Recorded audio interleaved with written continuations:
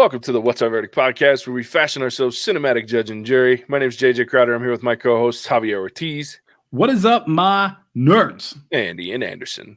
Some shit. As always, we appreciate your help growing the podcast. Go ahead and hit that like, subscribe, and bell notification buttons. Go check out our website, whatsourverdict.com, where you can sign up for our newsletter, get exclusive content and updates, pick up some sweet merch, interact with us, and listen to all of our episodes, including our TV side as well. Question we ask is, if you ever find yourself wondering if you spend the time, money, or both on a movie, to help with that question, each week we put a movie on trial, discuss the facts, pass judgment, and let you know our verdict. This is our spoiler-free review. We rate these movies on a 3-tiered scale. During these, it's worth it, meaning you should find a way to watch this movie as soon as possible. Stream it, meaning you can wait until you can watch it for free. Finally, not impressed, meaning you should not watch it at all. Our deep dive reviews are available every Monday wherever fine podcasts are found: Spotify, Apple Podcasts, Stitcher, Ghana, just to name a few. And as always, no matter how you listen or watch, it's always free. Today we're reviewing The Tomorrow War. It was released July 2nd, 2021. It was written by Zach Dean. It was directed by Chris McKay. It stars Chris Pratt, Yvonne Strahovski, Betty Gilpin, Ryan Kiera Armstrong, Edwin Hodge, Sam Richardson, and J.K. Simmons. Family man is drafted to fight in a future war where the fate of humanity relies on his ability to confront the past. Let's talk about this movie. This is spoiler free, right? This is spoiler free, so don't dive too much. This is just basic intro conversation. So Javier, why don't you kick us off? Okay. So I had probably more fun than I should have with this movie, and to copy JJ a little bit, I'm not sure if it's because the last movie I watched was F9. Yeah. And there's literally the only place to go is up from there. I had fun watching this movie. I have a lot of criticisms, don't get me wrong, but it's one of those movies, if you come in with really low expectations, which I did, it wasn't that bad. I did feel like I was watching like 3 different movies. Like there were like 3 different points where I'm like, oh, is this movie over already? It was not. It was like a quarter of the way done. Somehow Chris Pratt is not one of the better actors in this movie. And time travel makes like Marvel sense in this. Like I'm lost on the whole like time travel aspect of this movie. And also the general strategy behind the solution to the problem, I'm also a little curious about. So I'm really excited to get into the deep dive of this and hear what you guys think. I have a lot of outstanding questions about this movie. Absolutely. Ian, what about you, man? I think I'm kind of in a similar boat to where we've watched a couple of not so great movies the past couple of weeks that this felt better than maybe it was. But definitely has points for being unique and something different. Because I felt the closest thing I could think of is like the Edge of Tomorrow, Live, Die, Repeat movie with Tom Cruise and I'm blanking on her name, Emily Blunt. But that's what I liked about it, is it was unique. You have to suspend a lot of your disbelief and come in with low expectations, like Javier mentioned.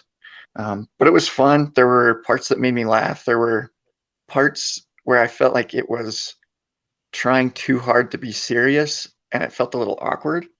But then once it gets into the middle, you're kind of more invested into the story and it's kind of entertaining to see how it plays out. So for me, I'm gonna say a stream it. Like especially with what other options you have out there right now, Fast 9.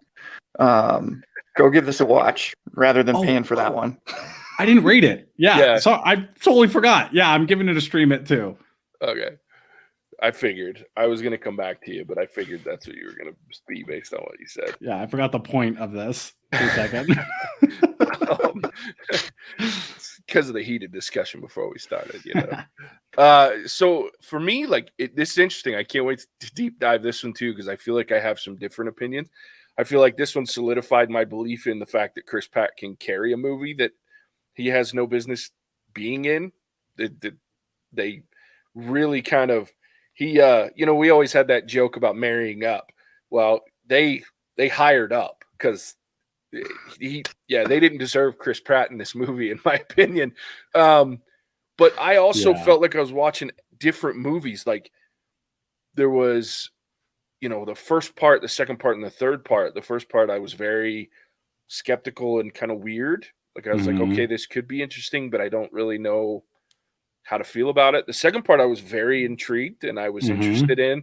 There were parts I didn't love about it, but there were parts that I absolutely did love about it.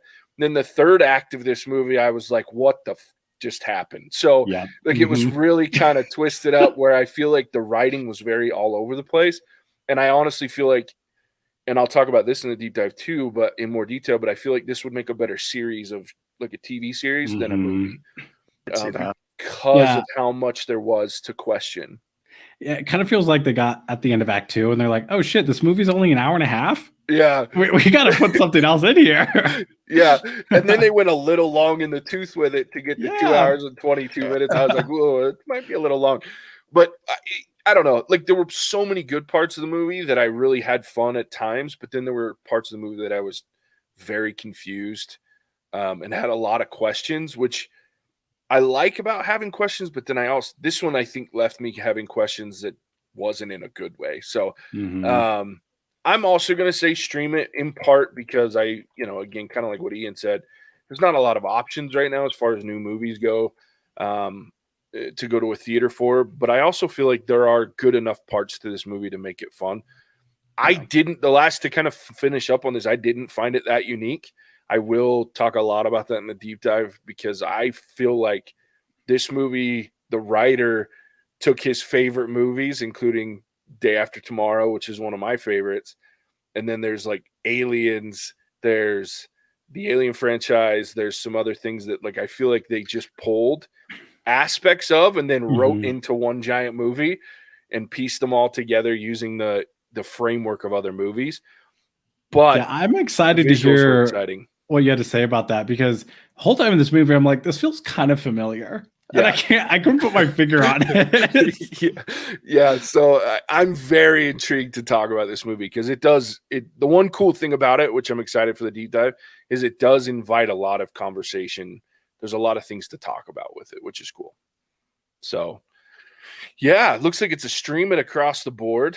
So go watch this. It's on it's Prime Original. So if you have Prime, you can watch it for free. If not, I think it's just a few bucks to watch it, but go enjoy it at the comfort of your couch. Check us out on the social media. You can find us Facebook, Instagram, and Twitter, all at What's Our Verdict. Interact with us. Let us know if there's movies you want us to watch. Tell us what you think of these movies as we watch them. You can also email us directly, hosts@whatsourverdict.com. And please, we'd love for you to leave us a review, Apple Podcasts, leave some comments here on YouTube. We would love it. We appreciate you tuning in, and we'll catch you on the next one. Bye-bye now. Cinemagic out. Whoa!